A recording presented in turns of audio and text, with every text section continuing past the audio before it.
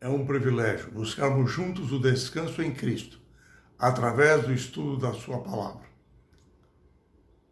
Nessa semana, a experiência do profeta Jonas nos ensina que quando não aceitamos os planos de Deus para a nossa vida, nós nos tornamos ansiosos, inquietos, nos envolvemos em todo tipo de problemas e dificuldades.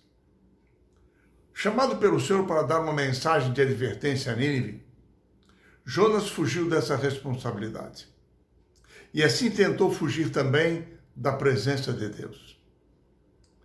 A veracidade da história do profeta Jonas pode ser confirmada porque ele é referido em 2 Reis, capítulo 14, como sendo um profeta que morava em Gat-Hefer, próximo à cidade de Jope, um porto no mar Mediterrâneo, e ele exerceu o seu ministério por volta do ano 780 a.C., mais ou menos uns 40 anos antes do profeta Isaías iniciar o seu ministério.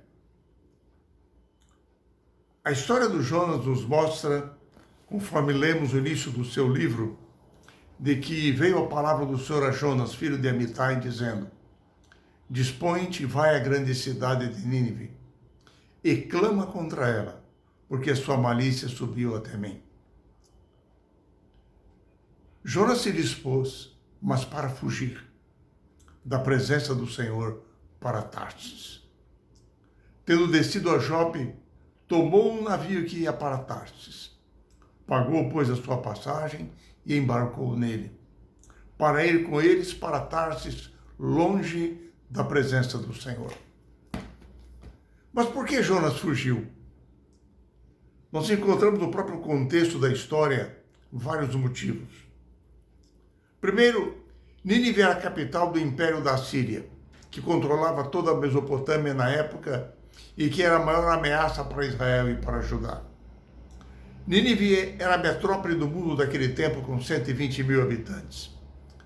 Foram construídas às margens do rio Tigre e as suas ruínas existem até hoje como um patrimônio histórico da humanidade, junto à cidade de Mossul, a moderna cidade do Iraque. Em segundo lugar, Jonas temia a maldade dos ninivitas. Os documentos, monumentos arqueológicos relatam a crueldade e a violência dos assírios para com as outras nações, para com seus inimigos. E Jonas pensou: como tratariam a mim, um profeta estrangeiro, transmitindo-lhes uma mensagem de destruição da sua cidade? Assim, numa visão humana, Jonas tinha os seus receios, os seus motivos. Porém, os planos de Deus sempre estão acima das limitações humanas. Em terceiro lugar, Jonas não confiou no chamado de Deus. Diante das dificuldades, da aparente impossibilidade de cumprir a sua missão, ele foi tentado a duvidar da sabedoria do chamado de Deus. Em quarto lugar, Jonas não confiou no poder de Deus para executar o chamado que ele havia feito, a tarefa que ele havia dado. Deus poderia garantir o sucesso da sua missão. Nínive ficava mais ou menos a uns 1.100 quilômetros de onde Jonas morava. Para ir até lá, ele devia tomar o caminho das caravanas rumo ao norte e depois seguir na direção do oriente até Nínive. Mas ele decidiu fugir pelo Mediterrâneo, desceu até Jope e partiu para o oeste num navio para Tarsis. Mas ele não resolveu o seu problema fugindo. Isso apenas o colocou em mais dificuldades. Em vez de confiar no poder de Deus, ele foi tomado por um sentimento de ansiedade. Foi tomado por um sentimento de fuga, de inquietação. Uma vez em viagem, desceu até o porão do navio e pôs-se a dormir. Estava no aparente descanso. Mas enquanto Jonas finalmente estava agora a caminho de Tarsis, Deus estava a caminho de Jonas. O Senhor enviou uma tempestade. Ele foi lançado ao mar pelos seus companheiros de viagem, depois de confessar-lhes que a tempestade havia sido enviada pelo Senhor, porque ele estava fugindo dele. E agora foi lançado às profundezas do mar. Mas mesmo naquelas condições, a providência de Deus o estava protegendo. Deus continua cuidando de nós, mesmo quando tentamos fugir dele. E assim Deus enviou um grande peixe para que salvasse a Jonas. Não existe uma explicação lógica, natural, pelo nosso conhecimento atual para este acontecimento. Sem dúvida alguma, foi um acontecimento milagroso, uma providência de Deus. E assim Deus conduziu Jonas a um descanso forçado durante 3 dias no ventre do peixe. Às vezes, nós somos levados a uma situação difícil para percebermos sob nova perspectiva quanto dependemos de Deus, os seus planos para a nossa vida. Isso ocorreu também com Jonas. Ali ele pôde refletir. E do ventre do peixe, ele orou ao Senhor. Ele reconheceu a sua condição, suplicou por misericórdia. Sabia que Deus estava ouvindo dos céus e prometeu que se Deus o libertasse, ofereceria sacrifícios no seu templo em Jerusalém. Faria o que havia prometido ao Senhor. Ele iria até Nínive, voltaria a ser um profeta fiel e daria a mensagem. Jonas, o fugitivo, aprendeu que é mais seguro para os filhos de Deus estarem nos braços do Senhor e aceitarem os planos divinos para a sua vida. Quando o peixe o vomitou na praia, Jonas partiu para Nínive. E ali ele agora começa a pregar. Ainda 40 dias e Nínive será destruída. Deus enviará os seus juízos sobre essa cidade. Convertei-vos, arrependei-vos. Ele começou a apresentar a mensagem da destruição da cidade. Os ninivitas não tinham tido a oportunidade dos israelitas de terem dentro de si um profeta constantemente apresentando-lhes as mensagens de Deus. E agora Jonas, surpreso, começa a verificar os resultados do plano de Deus. O Espírito Santo atuou no coração das pessoas. Elas se tornaram receptivas à mensagem. Creram em Deus, deixaram seus deuses, aceitaram e se arrependeram.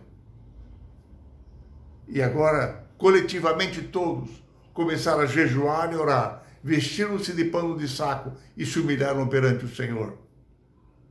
Aquela notícia chegou até o rei de Nínive. Ele desceu do seu trono, tirou as suas vestes reais, vestiu-se também de pano de saco, assentou-se sob cinzas como um sinal de humilhação.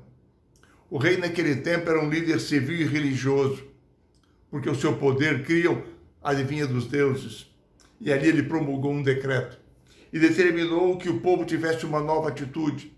Todos se convertessem ao Senhor, abandonassem seus maus caminhos e a violência. Para que todos clamassem ao Senhor, para que o Senhor se voltasse novamente para eles, apartasse deles a sua ira, o Senhor se arrependesse e não os destruísse mais. Para a surpresa de Jonas, todo o povo se converteu. Mas a sua surpresa foi maior ainda quando Deus lhe disse que diante da conversão do povo, ele havia se arrependido de destruí-los. Nínive e seu povo haviam sido perdoados. E havia a oportunidade agora de continuar existindo como povo, como cidade. Aqui nós percebemos, nesta altura da história, a visão equivocada de Jonas mais uma vez quanto aos planos de Deus. Ele imaginou que como os ninivitas eram os piores inimigos de Israel, o propósito de Deus era realmente destruí-los. Ele não acreditou que eles pudessem ser convertidos. Jonas partilhava do exclusivismo de Israel. Deus era o Deus exclusivamente de Israel. As bênçãos, as promessas do Senhor eram apenas para o seu povo. As demais nações estavam excluídas do plano de Deus. E mais, nós percebemos que Jonas possuía uma visão equivocada do caráter de Deus. Jonas havia experimentado a sua graça. Assim ele devia ter sido o primeiro a alegrar-se com a conversão dos ninivitas. Além do mais, Jonas devia ter entendido que as profecias de Deus são condicionais. O seu cumprimento está condicionado à resposta daquele que a recebe. A resposta de arrependimento dos ninivitas foi correspondida com a graça do perdão de Deus. Porém, Jonas não percebeu isso. Devido à visão distorcida que ele possuía a respeito de Deus, surge mais um problema. Jonas torna-se insatisfeito com os resultados dos planos de Deus. Por quê? Porque ele perdeu de vista o valor que as pessoas possuem para Deus. Ele preocupou-se mais agora com seu prestígio pessoal. Algumas das profecias que ele havia feito antes haviam dado certo, tinham se cumprido. Mas agora, o que pensariam os israelitas sobre ele? Ele havia profetizado a destruição dos inimigos, e agora Deus os havia perdoado, e eles continuariam existindo, mais fortes ainda.